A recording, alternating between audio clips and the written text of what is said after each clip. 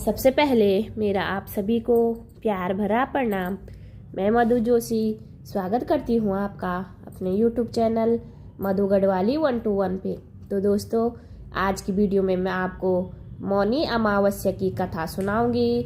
आप भी मेरे साथ मौनी अमावस्या की कथा का श्रवण कीजिए। कथा ध्यान पूर्वक और पूरी जरूर सुनिएगा। आज माघ मास की मौनी अमावस्या का व्रत है। आज की वीडियो में आप सुनेंगे माघ मास की मौनी अमावस्या की कथा। मौनी शब्द का अर्थ है मौन रहना और आध्यात्म के मौन रहने का विशेष महत्व है। मौन रहना एक आध्यात्मिक साधना की तरह है। मौनी अमावस्या में भी मौन रहने की सलाह दी जाती है। इस दिन मौन व्रत धारण करने से आत्मा की शुद्धि होती है और मन शांत होता है। मौन रहकर व्यक्ति ध्यान और आध्यात्मिकता की ओर अग्रसर हो सकता है। मौनी अमावस्या ध्यान, योग और साधना के लिए सबसे उत्तम दिन माना गया है। माना जाता है कि इस दिन ध्यान और भक्ति से भगवान विष्णु और भगवान शिव की कृपा प्राप्त होती है। इसके अलावा मौनी अमावस्या पितरों को प्रसन्न करने और उनकी आत्मा की शांति के लिए भी अर्पित है। इस दिन तर्पण, पिंडदान और अन्नदान से पितरों की कृपा प्राप्त होती है। अब आइए श्रवण करते हैं मौनी अमावस्या की कथा। एक साहूकार के 7 बेटे, 7 बहुएं और एक बेटी थी। साहूकार के घर एक महात्मा भिक्षा लेने को आता तो साहूकार की बहू भिक्षा दे देती।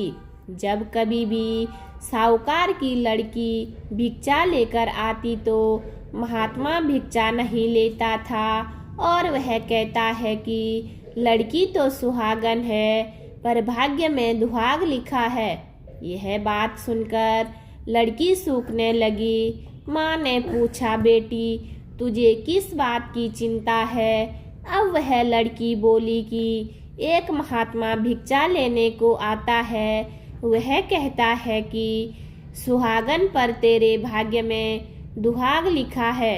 यह बात सुनकर माँ बोली, उस महात्मा की बात मैं सुनूंगी। अगले दिन माँ छुप कर बैठ गई। महात्मा भिक्षा लेने आया। लड़की भिक्षा देने लगी तो आज भी महात्मा ने वैसे ही बोला। इतनी बात सुनकर माँ निकल कर आई और बोली, एक तो हम तुझे भिक्षा देते हैं, ऊपर से तू हमें गाली देता है। महात्मा बोला, मैं गाली नहीं देता, सच्ची बात कहता हूँ। इसके भाग्य में ऐसा ही लिखा है। तब माँ बोली, अगर तुझे इतना ही मालूम है तो इससे बचने का उपाय भी मालूम होगा। महात्मा जी बोले, 7 समुद्र पार एक सोना धोबिन रहती है जिसने मौनी अमावस्या कर रखी है।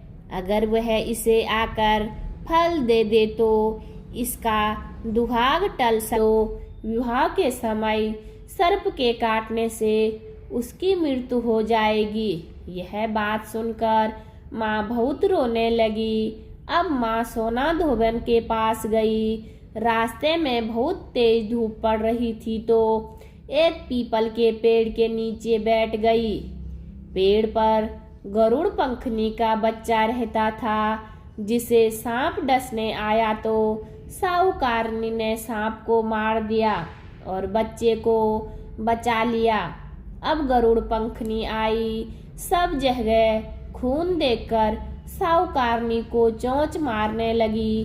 साहूकारनी बोली, मैंने तो तेरा बच्चा बचाया है। अब गरुड़ पंखनी बोली, तूने मेरे बच्चे को बचाया है, सो कुछ मांग ले।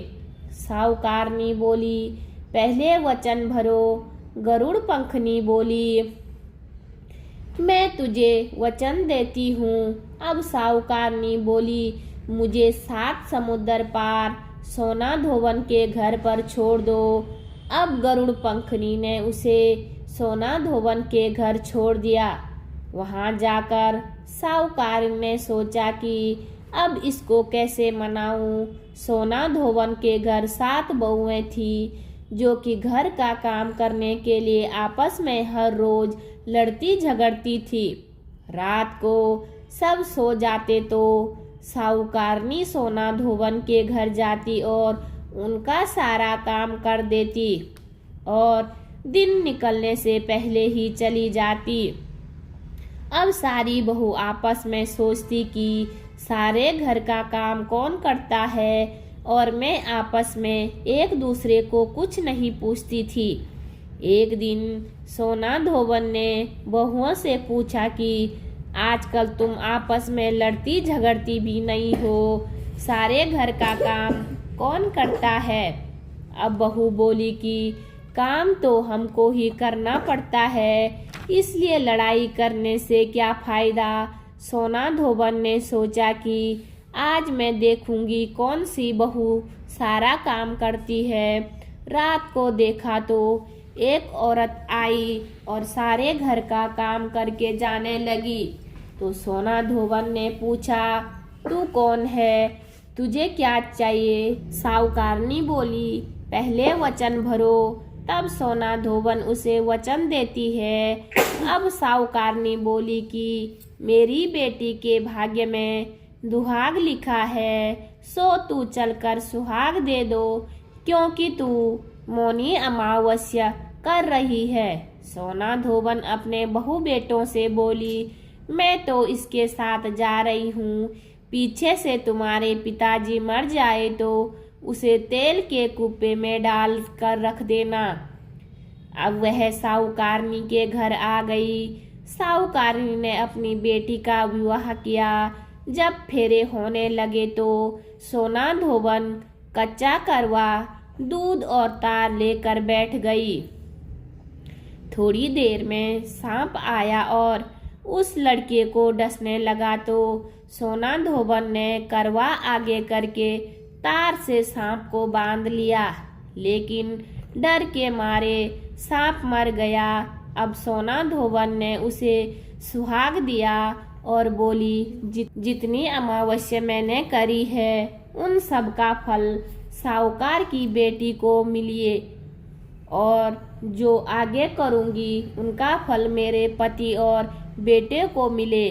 सब कोई मौनी अमावस्या की जय जय बोलने लगे। सोना धोवन जाने लगी। साहूकारनी बोली, कुछ मांग ले, तूने मेरे जवाई को जीवन दान दिया है। वह बोली, मुझे कुछ नहीं चाहिए। यह कहकर वह चली गई। अब उसे रास्ते में फिर मौनी अमावस्या आ गई। उसने पीपल के पेड़ के नीचे बैठकर कहानी कही, व्रत किया और पीपल की 108 फेरी लगाई। पीपल की पूजा करने के बाद वह घर पर गई। वहां पर जाकर देखा तो उसका पति मरा पड़ा है। अब उसने मौनी अमावस्या रास्ते में की थी, उसका फल अपने पति को दे दिया। अब उसका पति जिंदा हो गया। सब कहने लगे कि तूने क्या किया जो यह जिंदा हो गया। तो वह बोली, मैंने तो कुछ भी नहीं किया। रास्ते में मौनी अमावस्या आई थी, सो उसकी पूजा करी थी, व्रत किया और 108 फेरी पीपल की लगाई थी। सारी नगरी में ढिंडोरा पिटवा दिया कि सब कोई मौनी अमावस्या की पूजा करिए, व्रत रखिए, 108 फेरी पीपल की लगाइए। हे मौनी अमावस्या, जैसा साहूकार की बेटी को सुहाग दिया वैसा सब किसी को देना। उम्मीद करती हूँ आपको वीडियो पसंद आई होगी। वीडियो पसंद आए तो वीडियो पे लाइक कीजिए, कमेंट कीजिए, अपने दोस्तों के साथ शेयर कीजिए। चैनल पे नए हो तो सब्सक्राइब ज़रूर कीजिए। मैं मधु जोशी मिलती हूँ आपको अगली वीडियो में। तब तक के लिए बाय बाय, धन्यवाद।